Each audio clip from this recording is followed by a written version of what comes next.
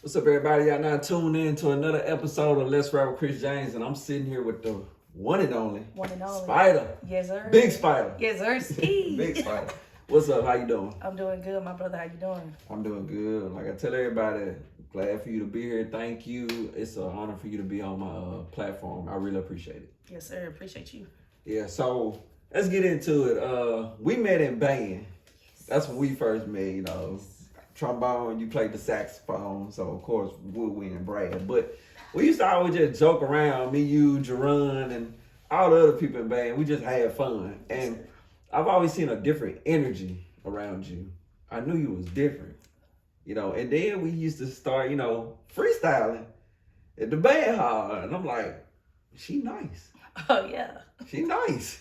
And that's how we really just came together. So let's dive in. What really got you into doing music? I gotta give all the praise to my grandmother. My grandmother really pushed me, and my cousin Bill, he used to always freestyle around me. So, I used to look at him like, that guy nice, you know what I'm saying? So I gotta be better than him. Yeah. So yeah, gotta give it to my grandma and my cousin Travell Williams. Yeah. Yeah. So in the midst of that, you start freestyling. And then at what point did the freestyling become songwriting? Okay, now I want to create songs. Now I want to record. I was young. I was probably like between 10 and 13 maybe. And I actually started off doing poetry. Actually, I started doing poetry and I actually wanted to write a book about my life. And so I got about in like 3 pages deep and I was like, nah, I gotta get somebody else to write this. So, I picked up, I was nice with words. So I was like, I'm gonna see if I can really just write something and rap it. I know I can freestyle, but let me see how good I am with that pencil. Yeah, you good. Your wordplay is on 10. Thank you. So this all leads up to, okay, we've been knowing each other for years. And it all leads up to me. I start Nfinite Hustle. And one of the first people I think about is you. And I'm like, and I never forget you was being managed by a certain person. Mm-hmm. We ain't gonna say their name, but that person also managed me. Mm-hmm. And I try to warn you about what happened with me, but you gotta live and learn. You gotta learn your own. That bumpy head. Yeah. So let's talk a little bit about the journey, journey of the band managers, the stuff you just been through. Let's talk about that. Let's see. I really got into the form of actually making music. I actually been messing with instruments since I was like 5 or 6. I started out playing the piano, and I took lessons under Miss May Brown, and then as you mentioned, we did band, playing the saxophone and all of that. And along the time, I always been rapping. I always would freestyle with my friends. And it led into probably like maybe 3 years ago. Probably 3 years ago was actually my first time performing. So it really was just my first time getting my feet wet. I did a little competition down in Hattiesburg. Shout out to the Hood Auditor. They got Lex Luger. Ended up placing second place. Did probably like 2 more performances, and then linked up with you guys. The bad manager part, I ain't really got too much to say on that. It is what it is. Yeah. It was kind of, a misleading type of thing. Jump me out there, hype me up. I ain't really just got into the artistry part. It just was like a hidden talent.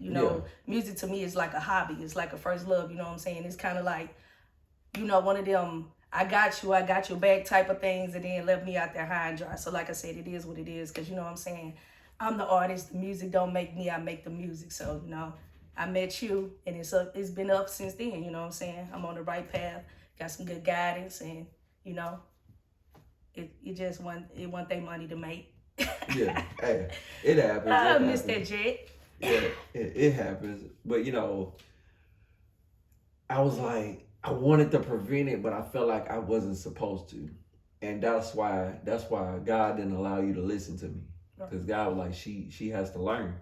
She has to learn just like you had to learn. You got to go through those hard times, because everybody, when we see our favorite artists, we just see where they at now. We don't see the journey. We don't see the man staying up to 3 a.m. doing these shows, or going to do a venue and they be like, you performing at 10, but you don't perform at 2 a.m. Right. They don't see that part. They don't see the actual grind and the hustle that you have to go through to get to that level. And we're in that stage now where we're in a very good space where we're grinding and we're pushing and going to new levels. And out of all artists, we think about artists, okay, when we start rapping, when we get on stage, it's like we transform. Right. Except you. You're this all the time. Right. You don't transform. The same person we see on stage is the exact same person we see in an interview, just chilling on the couch. You're the exact same person. And that's one thing I've always loved about you. I never had to guess with you. Never. It's always just genuine people. Right. And I love that about you. And just keep that up. I always keep that energy. So transitioning from, okay, we come out of high school, and what college we go to? Alcorn State University, baby. I done interviewed 2 Jackson State people in a row, and I'm tired of that. Pooh State. I'm tired of Okay. Brave Nation, baby. Yeah, I done interviewed 2 of them in a row. I'm tired of hearing Jackson State. Get somebody else up in here. Yes. Yeah, so, the best. So while we're at Alcorn, we're in the band, correct? Yes, sir. Let's talk about that experience, the sound of Dynamite. Sir. The sounds of Dynamite, the best band in the land, of must course. I add, aka, as you can see right here, that's why I wore my letters today, because I'm all about the music, baby. I pledged at Alcorn. I am Sax Dog. Shout out to Sax Dog. I am SOD, baby. I am C5D.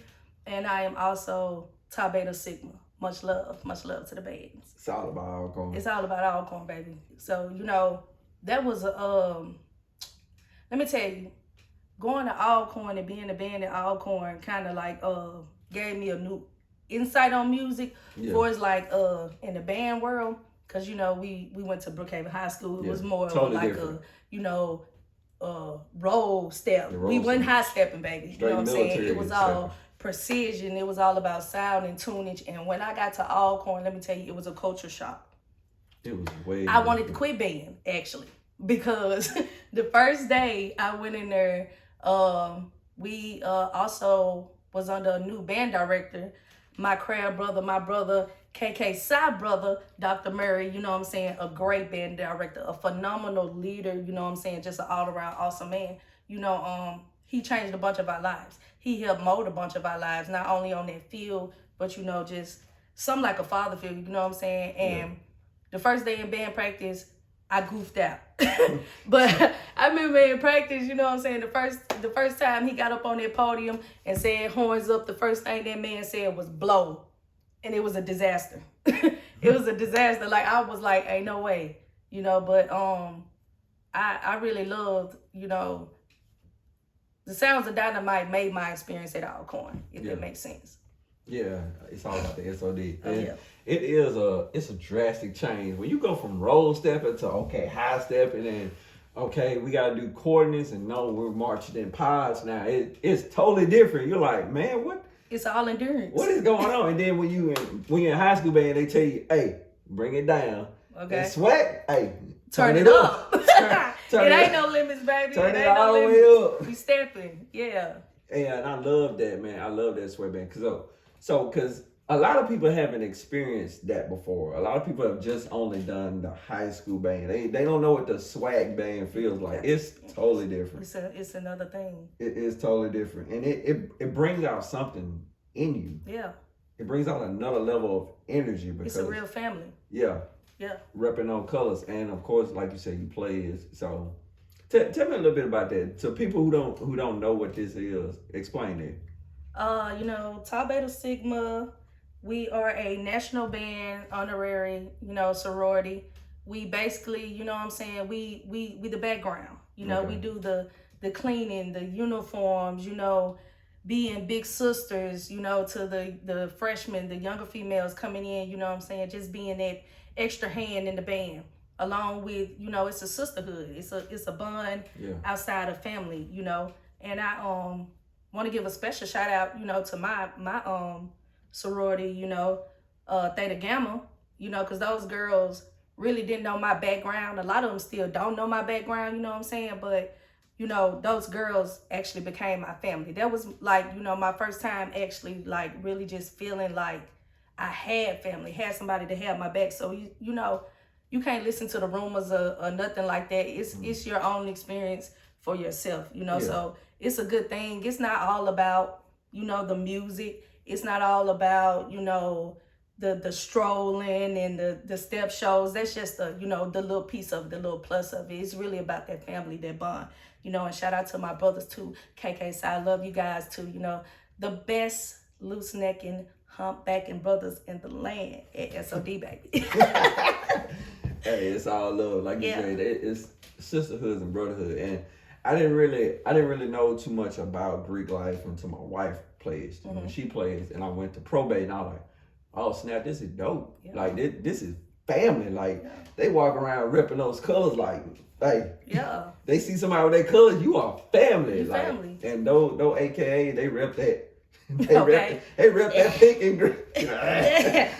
We let them go. They rip that pink and green though. Yeah, it's all good. It's all love across the board, baby. Yeah, but me hearing you talk about family, let's transition into the family life, because all artists, we all have a story. Right. We all have something that built and molded us to, for one, create the music we create and to be the way we are. Right. We don't just we don't have stuff happen to us in life and it don't affect us. Right. So let's talk about your home life. Let's talk about your upbringing, your, you know, mom and dad. Let's talk about that. Quick run through. I ain't got a long story. It's more so of a deep story. Yeah. If that makes sense. You know, my mother passed away when I was 5. I really didn't get to meet her, more so it's like vague memory there. Yeah. You know, my grandmother took me in on my father's side. My grandma raised me. She passed away when I was 13 from cancer. Then I transitioned. I moved with my aunt and her husband. And I lived with them out through high school, which probably was like the craziest part of my life. But that was about it on the family side, you know. Like I said, it ain't really too much to the story. It's just a whole bunch of moving. I really, the way I see it, I never really had a home. Yeah. So, you know, I'm like one of them children, you know, that really bounced around, you know what I'm saying? I just, you know, kept it under wraps, you know. Yeah, and you know, of course I already knew your story, but I just want the people to see it, so they can see that side of you, because, you know, you've accepted it, but, you know, in a way you still hurt from it, because it's like, you see everybody with their families and it's like, you don't know what that feels like. Right. You know, but this is the life that God had for you, because God knew you could handle it. Right. I don't know if I could. Right. You know, I had my mom and dad. You know, I consider myself a strong man, you know, law enforcement, Marine, but I don't know how it feels to not have my mom. Right. So people who be like, yeah, I barely know my mom, or my mom passed a long time ago. Like you say you lost her at 5, so you really didn't get a chance to know your mom. Right. You know, even though she's watching you now, and I know for a fact she's absolutely proud of you. But did not having stability kind of affect your life and the way you view life? Yeah, it still does to this very day. Like I probably just went through my biggest storm in life. Yeah. Probably just, you know, just really coming out of it. You know what I'm saying? This is really, you know, probably like how they say, keep going through the tunnel and you'll see the light of my journey. This is what this is right now, you know what I'm saying? Like, I really just found myself, because it is hard and it has been, you know, tough. And it is tough trying to find yourself, trying to figure out yourself. Like, I never knew who I was. Like, I really just learned, like, who I am. I'm still learning who I am. Like, I really had that moment. People talk about when you look in the mirror and you like, who is that person? Because I never had that. I never had that stability. I never had that foundation. So it's kind of hard, and I'm only 28, and I just turned 28 like in July. So my whole life is kind of like been trying to guide yourself without knowing where you're going, you know? So, you know, it's hard, you know? Yeah, like I said, you family. Right. You already know I'm here for you. Right. And I'm proud of you, man. If a lot of people don't tell you they're proud of you, I'll tell you. I'll tell you I'm proud of you, because going through storms it's hard alone, you know, but when you got people to be there and be like, hey, I know what you're going through. I know how it feels, you know, just give you that little nudge and like, get up. Like, I find myself just texting you every now and then, just making sure you're good. Like, hey, get up, keep pushing. It's life sometimes sucks ass, but we got to keep going. We don't get those moments where we be like, I don't want to do this anymore. No, because we're destined for so much greatness. You're destined to be something great in this world. And the day you choose to not go forward, you just wasted what God sent down here. Right. And I know God took his time with you. God took his time with you, because none of us are normal, but you're definitely not like the norm person. You're so out in the open. You're so freely, even though you say you don't know who you are, but we know. I know who Erica is. Erica is a very loyal person, a very outspoken person, a person that has an energy around her that loves to have fun. You love to enjoy life. Oh, yes. You love to enjoy life. So, talking about trying to find yourself, where, of course, you are a part of the LGBTQ community, correct? Yes, sir. Yes, sir. Okay. Yes, sir. So, in the midst of, because I always want to know, did your upbringing dictate that, or you always knew? I always knew. I actually, I only told my sister this story, but like I knew when I was like younger, or whatever. Like, I always had an attraction more to girls than I did to guys. But you know, I grew up in the church. My grandma was heavy in the church, so you know, that whole mindset and everything, you know, I didn't want it, you know. So I always feel like I don't have a different story, but my story is kind of different, because I actually did not want to be gay. I had to learn to accept myself, and I think that came from, like I said, my upbringing, you know, hearing family talk about how they disown you, and just hearing in the church how, you know, it wasn't right in their whole perception. So I really had to grow with it. But once again, my best friends, that was the first, you know, people that I admitted. I was like, you know, y'all, like, I really think I like girls. Like, I don't think, you know, it's not for play. But, you know, still, you know, I still wanted to really become into myself and make sure that was something I want. So, you know, I really didn't, you know, pop out to, like, you know, I graduated high school, but, you know. Yeah, because my whole time in high school, like, I didn't see that in you. Mm-hmm. Not saying it was bad. I wouldn't have judged you different. I didn't see it. I just saw Erica.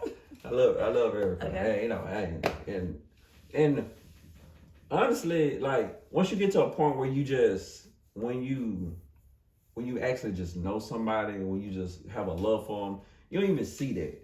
Like, I don't even see you as gay. Like, I don't. It only comes up when stuff like that comes up. When we're talking about the LGBTQ community or stuff like that, and I'm like, okay, yeah, you know, I have Erica, I have Brittany, you know, they both are part of that community. So, you know, I've never had nothing against gay people. You know, I'm not gay, so of course I look at life differently. But if that makes you happy, that's cool. Right. But I'm even more cautious in what I say now. I don't want to be disrespectful, because 2 artists on my label are a part of that community. Right. So if I ever say something outlandish, please let me know. Like, hey, don't say it no more. Okay. I got you. Don't say that no more. You already respect. Yeah, it's all about respect, because I got love for y'all, and y'all ain't nothing different from me. Right. God love all his children. Right. And because they always had that stigma of like, God didn't make them that way. I'm like, bull. Okay. It's bull. You think they snuck that behind God back? Couldn't do it. That don't happen. Couldn't do God knew what he made. Okay. I truly believe that. Get tapped every now and then. So,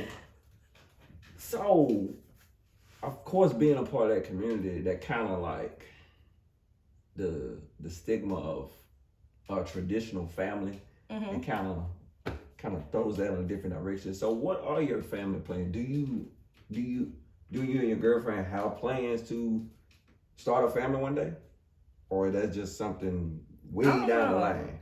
I don't know. It might be football feeling it, you know. Yeah, football feeling it, you know. Yeah, way down there. It's crazy. We love children. I love children. My nieces and nephews are my world. But you know, I just, because of my upbringing, I've always been hesitant.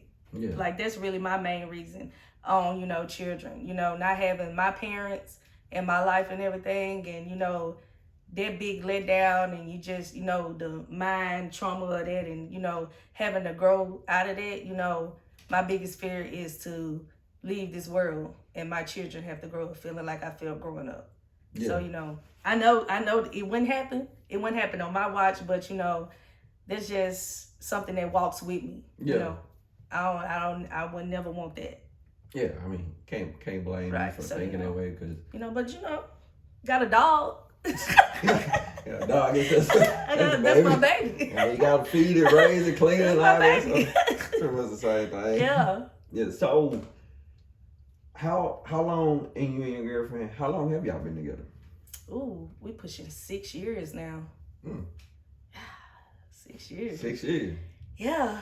I'm gonna put you on blast, but yeah, you blasted me off like a rocket, my brother. But yeah, 6 years. 6 years. I love my baby. Yeah. What do you mean? So what are? I love my baby mama. I never let her go. What are the plans with y'all? You know, nah, I'm a marrier. I'm a marrier. This can't be football. Yeah, you know what I'm saying? We ain't footballing now. I'm just playing with you, just kicking it. But nah, that's my baby. I love her. I love her for life. You know what I'm saying? If she would have me, you know, I'm gonna marry you, girl. Like Jamie said. I gotta be there. Okay. Gotta be yeah, big parlay. Big parlay, baby. So, transitioning from family life to, okay, where we are currently today. Mm-hmm.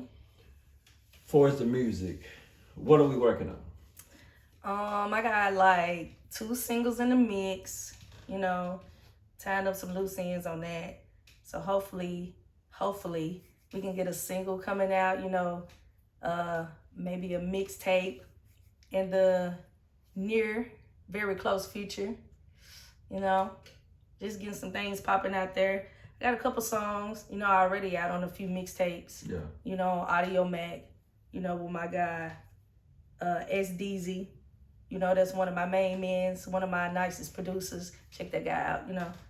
So, you know, trying to get this thing turning, you know, just trying to get my feet wet. I'm excited, very excited, you know, coming as a new artist, a new female artist, you know, bringing something new, different, something all the way around the board, you know, trying to be a baby misdemeanor. Absolutely. Yeah. So, just like I asked the rest of the artists on the label, when I approached you about being part of Nfinite Hustle, what was your first initial reaction? Honestly, I didn't second guess it. I know I prolonged my answer, but I didn't second guess it.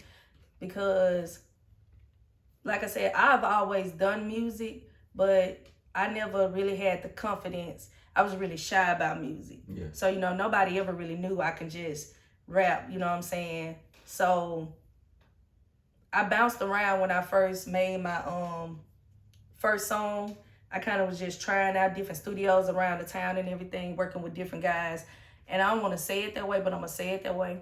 But I would go record, and I don't know, it would be like kind of just still energy, if that makes sense. It's kind of like no feedback, nothing like that. And it was kind of, I didn't sense like the urge to want to help somebody. Yeah. You know what I'm saying? And like they were just pressing record and that's it. It was always, you know, it's tight, you know, it's nice, it's right. And I feel that and everything, but there's always room for critiquing. Yeah. And, you know, when I would work with you, you know, you would just give me your your input about it. And besides, being in band together, we also attend the same church. You know what I'm saying? Just I've been around you for a while, and you never changed. And that was the one thing for me, and that was one thing I was looking for.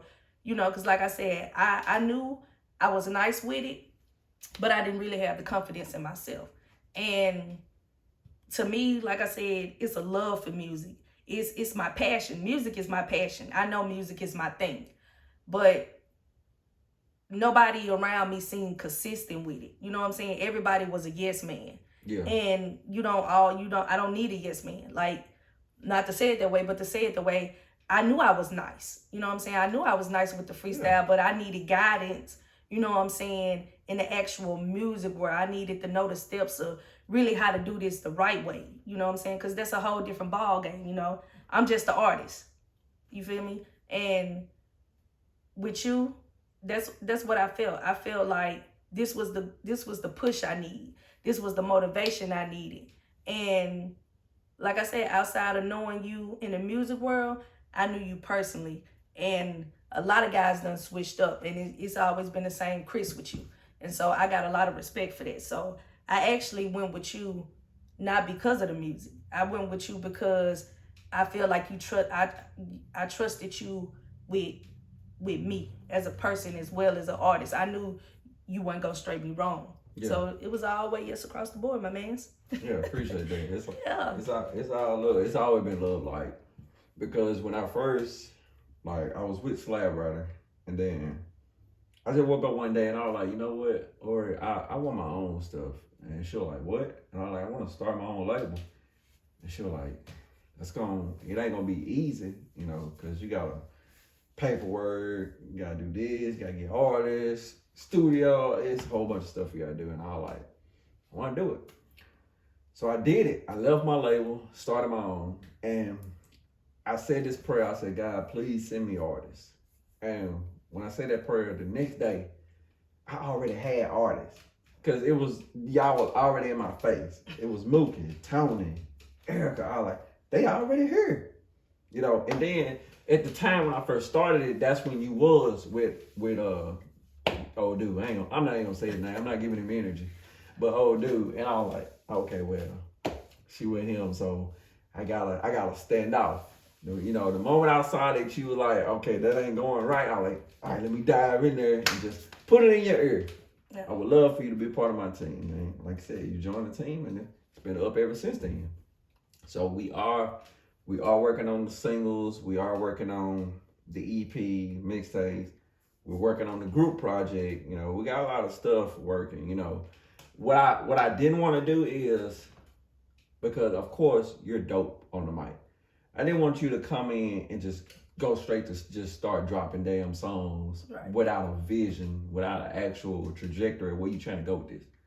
So that's why we haven't dropped your single yet, because I want you to do it the right way. I don't want it to be like, I dropped a single and people like, who the hell are you? Right. And that's the thing people forget about this business. You have to build the brand. You have to be like, okay, I want to listen to Spida music because I mess with Spida. Right. Because whoever mess with you gonna listen to your music regardless. That's a given. That's a given. That's the easy part. The music is the easy part. The business is the part you gotta be like, okay, oh, I gotta do this, I gotta do that, I gotta do this, I gotta do that. And that's why I just try to pass down as much knowledge to y'all as possible, because 10 years from now, I don't want y'all to still be artists. I want y'all to be CEOs.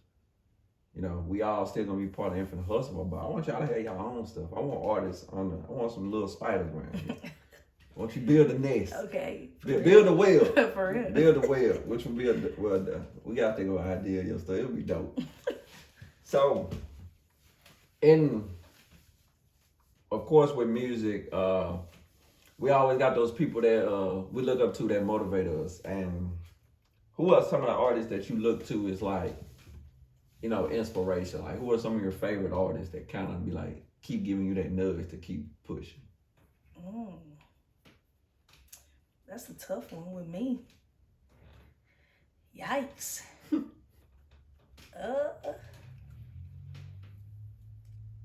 I'm gonna just go with who I'm heavy with right now, cause honestly, I'm a big R&B person. Yeah. I really am. So but right now, who I'm heavy on Moneybag right now, Lil Baby, and I gotta give it to Meek Mill. You like the only person that like that dude You right know, here. Meek got the bars, son. Yeah. I'm talking about, you know, I'm old school. I'm hip hop. You know, Like me. I'm a battle rapper, freestyler. Before I'm gonna get on that pen with you. Yeah. Mickey killing guys when it comes Yeah, that's to what, see, I can get why you would like him, because he is more like a battle rapper. That Philadelphia, the Benny Siegels and stuff like that. Yeah, they like to battle more. He's spitting. So in the world of hip hop, Mm-hmm. we got Young and May. Mm-hmm. So what's gonna make Spida different? Everything. My versatility, my energy. I'm flowing the gospel songs. I mean, it's just. Yeah. I mean, I'm just me. Because you know, you will get compared to her all the time. I don't think it's no comparison. I really don't, and not even saying that in no way, because Young and May got bars. She's real nice. You know, but my female is Tokyo Jets. You know, she. Oh my God, yes. Yeah, killing them. You know what I'm saying? I just rarely heard her name. I don't know why not. If my girl don't get the clap she needs, so I'm gonna clap for her. Yeah, you know what I'm saying? Like, I rarely hear her name. We always hear the Sign, the Megs, and the Cardis, and I'm like, they're not dope. Right? No, my mans. I like Cardi B and Meg, but we talking about bars though. Right, but see, Megan got bars. Now. My girl nice with it. Anybody that can turn on that beat and freestyle, I give you your claps. She ain't messing with Kamaya from LA? Nah. She ain't messing with her.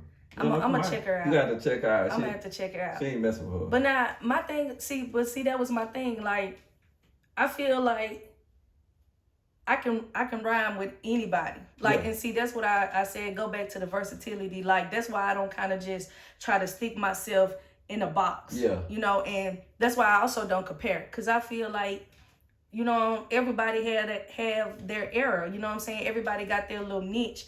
And, you know, some of them females bringing something to the table that these other females, you know, ain't bringing. You know, I think some of them are kind of dope in their own way. You know, I mess with Cardi on certain songs. I mess with Meg on certain songs. But I'm more of a bar spitter myself. Yeah. But I think it's very important to be able to stay in that wave. So, you know, I feel like that's where you kind of take away from these artists as fans and as outsiders when you do try to compare them and stick them in the box, because, you know what I'm saying, they all ain't going for the same thing and it's all entertainment. So, you know, make your money, ladies, because I'm going to make mine. Most definitely. Yeah. Yeah. With Cardi and Meg, they dope artists. I'm not taking nothing away from them. But at what point is it the bars and it's just the look? You get what I'm saying? Yeah, like, I hate it. Could Meg put a full sweatsuit on with a hoodie and stuff and spit some ball like a rhapsody? I think she could. Like a rhapsody. I think she could. Would the show be the same? You get what I'm saying? If she got on stage fully clothed, would the show be the same? I think it would. If she swagged out, fit right, you know, put some pumps on still. I think it'll still get the same deliverance. But see, that's what I'm saying. Like, when it comes to the fans and the outsider, it's hard to be a female in the game. It's very hard to be a female artist in the game. You know, that's something that gives me a tight window on it, because as you mentioned, you know, I am a part of the LGBT community, you know, so I automatically get caged in while I'm sitting here telling you, you know, I got so much versatility in me. You know what I'm saying? It'll be hard to box me in, but because of today's whole, you know, image thing, it's all about it really is sexism when it comes to the women. Yeah. So, you know what I'm saying? It's hard. That's why I give them their props. That's why I give Meg and Cardi and, you know, Clay Cole and, you know, Lakeith and all these females that's just coming out. That's why I give them their props, because it's hard as hell to be sexy, you know what I'm saying, and spit bars, where, you know, as a male artist, you ain't got that to worry about. You know what I'm saying? Whatever you give them, they gonna take it. But with a woman, you know, you gotta fight 30 times as hard to be seen and to be even respected and taken serious, especially in the rap game. Yeah. You know what I'm saying? I feel like our label is built. If I think about everybody on our label, none of us are in a box. Right. All of us are very versatile. We can pretty much do anything. So talking about this, what's your take on Lil Nas? What's your take? Me personally, I feel like he's not gay.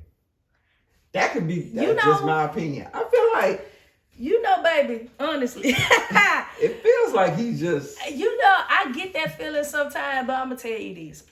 Like I say, it's all entertainment. Yeah. And it always catches me when in the song where he say, I've been hot since I've been gay. Yeah. You know what I'm saying? Now, I looked at the lyric. He didn't say gay. He said something else, but that's exactly what I thought he said. Right. But, and in the same sense, though, I'm not going to do that because I'm not judgmental. So, like I said, everybody's story is different. It's not that easy to come out. You know what I'm saying? You never know where to give you that for that courage to come out. You know what I'm saying? So I think he's an awesome entertainer. Yeah.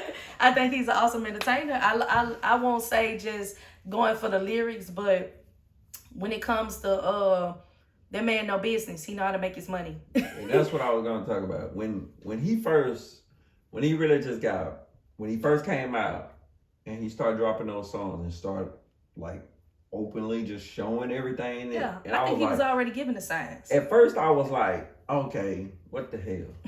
Then I sat back, I had to sit back and put my CEO hat on. And I was like, okay, I'm the CEO of a label and 2 people on my label are from this community. So let me preference my damn comments. So let me just look at this wholeheartedly. Mm-hmm. Wholeheartedly, is his music dope? Yeah. I can't knock his music. Is his videos dope? Yeah. They got a lot of that stuff in there that I don't vibe with, but it's dope. And then is his marketing on 10? On 10. So when I sat back and looked at it from that perspective, I'm like, I ain't got nothing bad to say about the dude no more. It's a go. Exactly. Like, the music dope, the marketing, everything he does. Like he marketed his album by being pregnant. Like that was I love his confidence. Yeah. That's why I said, I'm gonna just say, it is what it is. I don't do false advertising, so I hope that's not the case. But, like I said, everybody's journey is different. Yeah. It's a whole new world. It's a whole new meaning to acceptance. Yeah. As I even said myself, it took me a while to become into myself, to, just accept me because of my upbringing, so I give him his props. Cause like I said, like when he did announce, that he came out and everything, he became into himself. Yeah. So even if he's not, look at it like, you watch Prince, you watch Andre 3000, dance around in Diddy Bop, with they silk presses and everything. Yeah. He became into himself. That may be who he is as an artist. Either way it go, you know what I'm saying? The man no business. Yeah. I guess because I had this conversation with somebody. It was a bunch of people. We was all having this conversation, and because that was one of the people they brought up. They brought up Prince, and they were like, Prince used to wear assless chaps and stuff like that, and Prince had perm and eyeliner and all that stuff, and I was like, okay, yeah. But you listen to people who was close to Prince, they were like, this man had women. Little Richard. Yeah, he was just okay with. He was so secure in his sexuality that he could dress that way. All right. So part of me is like, okay, when I looked at Lil Nas X, are you that secure in your sexuality, or are you actually a gay man? Because that's 2 different things. Right. Because Prince dressed that way. Prince never came off as a gay man. Right. You know what I'm saying? Mm-hmm. That was the difference in Prince and Lil Nas X. So when people try to compare it, I'm like, no, we got to dissect it the right way. Prince never came off as, hey, I want your man. Prince like, I want your old lady right there. That was the difference. So that's how I view, you know, you gotta sit there and dissect the whole thing. Well, you know, all the Prince videos I watch, you know what I'm saying? I'm old school. My grandma raised me. It's all man's man, a woman's woman with me. So, you know, he always came off to me as that. I ain't no man clacking around in the house. You know what I'm saying? play away. But now, you know what I'm saying? I get the pimp juice and everything. But, you know, I'm on the Snoop Doggy Dogg way, you know what I'm saying? And then, but hey, different strokes for different folks. Hey. I feel you on that. So let's have this conversation because artists, we always have this debate between Prince and Michael. Mm-hmm. In your opinion, who is the better artist? I already know my answer. And listen to what I said. Who is the better artist? Ooh, it's just a tough one. Cause my heart is saying Prince, cause baby, I love me some Doves Fly. Hey, Prince is my better artist. That's my answer. Michael is my better entertainer. Exactly. Yeah. And that's the thing we can't, you know, of course, black people, we can't pry that away from them. Especially older black people, they be like, Michael the greatest of all time. I'm like, the greatest entertainer. Right. The greatest artist of all time is that dude over there in the high heels. Yeah, I respect the Prince. That's my guy. This guy made a whole album where he wrote every lyric, sung the vocals, played the drum, guitar, and the keyboard. Okay. And engineered it. Like, he did everything. And I'm like, what are we talking about? I love Prince. I love Prince. I love Prince. I love the older generation, period, because a lot of them paved the way for artists like us. And my favorite songwriter of all time will be R. Kelly, even though, you know, what he going through, he in his little situation. But we can't disregard. He's a million artist. This man gave us 4 decades of hits. 4 decades.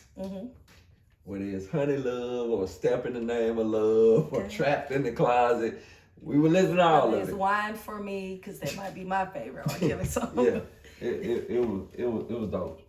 Yeah. So, being artists, we learn, especially in this new world, that it's like you walking on eggshells all the time and what you say and what you don't say. Let's talk about what is your mindset of this whole cancel stuff. Because you know how I am. I say what the hell I feel. Right. And my wife be worried all the time. Because she's like, once we do get to that level, it's like go, my publicist is going to be working 24/7. I'm rooting you on. Go. Because you built from the same cloth as me. Right. So what's your whole thing on the cancel stuff? What are we talking about with the baby? Yeah, like what he said was stupid. What he said was stupid. I'm not sensitive. Let me start there. Yeah. So, I'm not sensitive. So you didn't take no offense to it. I didn't take. I'm not gonna say it wasn't really. I'm trying to word this right. I don't think he really said anything bad. It wasn't. He shouldn't have just ran it. It didn't need to be said. I just feel like he got caught up in the moment. You know, that energy, adrenaline pumping, and he just went on a rant. Now, the whole in the parking lot and all that. He was out of line for that. You know what I'm saying? And it's kind of like you shot yourself in the big toe when you did that. If he would have left that part out, he would have been cool. But you know. Because like I say, it's all entertainment. So I always try to keep that in the back of my mind. That's why I say I don't really take what these people say to heart to a certain extent. I personally don't feel like the baby killed himself with it. I actually feel like the outside people that was thinking they was helping him but really wasn't. Like, I'm a fan of Boosie. I love Boosie. Yeah. But I love the old Boosie. You know, and Boosie shot him in the toe. Boosie shot the baby in the toe, if you ask me, because he didn't let it go. And he still hasn't let it go. Yeah, you know, and it's kind of like in the same sense, you can't forget that we support you too. We in this community, we support you too. Yeah. You know, so it's kind of like, don't forget that. You know, and it's kind of like, okay, but you want to keep stepping on it and stepping on it. And then it was made to seem like the baby was the target, when to me, y'all really was the one being the bullies. You know what I'm saying? But it's always that whole when people talk about the gay community, they're so sensitive and all of this. No, the difference is we have to stand up for each other, because nobody else is going to stand up for us. Exactly. You know what I'm saying? Every day is a fight for us. And we just got to a point to where we actually can hold our own and be respected. So, you know what I'm saying? Like, just like the hetero community, back the hetero community, we're going to back our own. Yeah. So that's why I kind of made the statement of, damn if he is, damn if he isn't, when it comes to Lil Nas, because, you know, he's standing up for us. He's a voice for us. And instead of hiding his truth, instead of, you know, throwing rocks and hiding his hand, because I'm sure he's not the only male artist, you know, but he's the first artist, and not to say the first, but really in our generation to pop out and really own it. Yeah. You know what I'm saying? So I don't care if he isn't, because he gave us a voice. He gave y'all a voice. You know what I'm saying? And I can respect that. To take that ridicule, because as I said, it's not easy. Mm-hmm. It's not easy being gay. You know what I'm saying? It's not really easy living this life. You know, so I give anybody, you know, they props, you know what I'm saying, that's willing to step out and own it, because it takes a lot of courage. Yeah. Like when the artists, when they start living in truth and they do these different things, like I support them. It just, when the only thing he did was the damn devil shoes. Right, I wasn't feeling that. I wasn't feeling that. I'm for Jesus. Yeah. Let's get that. That's the only thing he did that okay, and then the video, the back it up, like, okay, leave that alone. I ain't messing with that. Yeah. You know, just like the whole thing with Travis Scott right now. Mm-hmm. That whole show is demonic, and it's like, I love Travis Scott. Mm-hmm. But, you know, like I said, we for Jesus over here. Right. We don't do that. We don't do that. We move a little different. So when supporting your favorite artist, what is the breaking point? Like, what is the point where you be like, okay, I can't rock with them anymore? First of all, you gotta know my favorite artist. My favorite artist is Cisco. Let me tell you. Cisco is my favorite artist. The Thong song is my favorite song in his whole entire world. I don't know what it is, but the Thong song got me. We're going to have to remix that. It got me. But when they start not becoming themselves, I don't know. It's like I could tell. Yeah. And that's why I said today I don't really have a favorite artist. I really fell towards R&B, because the rap game to me today is not what it used to be. Mm-hmm. And it's hard to find a favorite artist, you know, if you actually like a lyricist. Like, if you actually somebody that's really about that life. It's because so watered down now. And it's like everybody is mimicking everybody. Yep. Like, a lot of these new guys today, it's all that type of, it's like a Atlanta, New York, Chicago drill vibe all mashed into one. And they all producing the same sound, the same cadence, that whole mush mouth. I never been a fan of the mush mouth rap. I don't like it. I don't like it at all.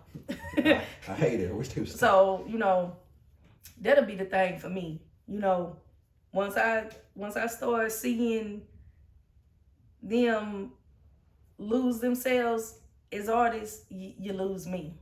You know, till it's kind of like, I'm a big Kanye fan, but I'm an old Kanye fan. You know, that's like I said, I'm a Boosie fan, but I'm an old Boosie fan. Yeah, New Year's. You know, I ain't feeling this new. Even though Donda was a dope album to me. I think I listened to the beats were. Yeah, the content. Yeah. Did he actually get on there and just really just rap like old Kanye? No, he did not. But the production and the content of what he was talking about, right? I felt it. But see, that's why I say I rock with Moneybagg Yo heavy, because I mess with y'all. It's very, you got the, I know you got to catch the wave and everything. I know you got to ride the wave, but he's staying within his own pocket. You know what I'm saying? It's still bad. He don't never sound like nobody else. Right. And that's my thing. Like when I speak on the versatility, you know, that's why I give Lil Baby his props. You know what I'm saying? Because I'm all about instruments. Instruments, you know, I don't write my music to actual music. It's whatever comes in my head. Yeah. And you know, whatever melody comes in my head. So it's very important to me to be able to, you know, be able to just catch that melody, catch that wave, you know what I'm saying? I feel like if you can do that, you can vibe to anything. You can make music forever. But, you know, if you just, it's hard to always rock off that hat, you know what I'm saying? That hard hat and just that bass. You know what I'm saying? You need something else. And that's why I said a lot of these guys, a lot of these new cats, they all sound the same. They all rapping about the same thing. They talking about the same thing. They look the same. Yeah. You know, so everything about them is the same.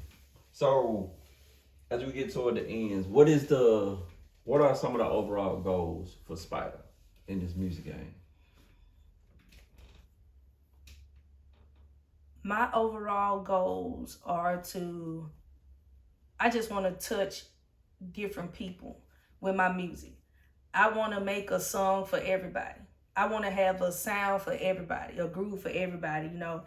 I think, like I said, I think music is my calling, but very much so, I think just talking to people. Yeah. You know what I'm saying?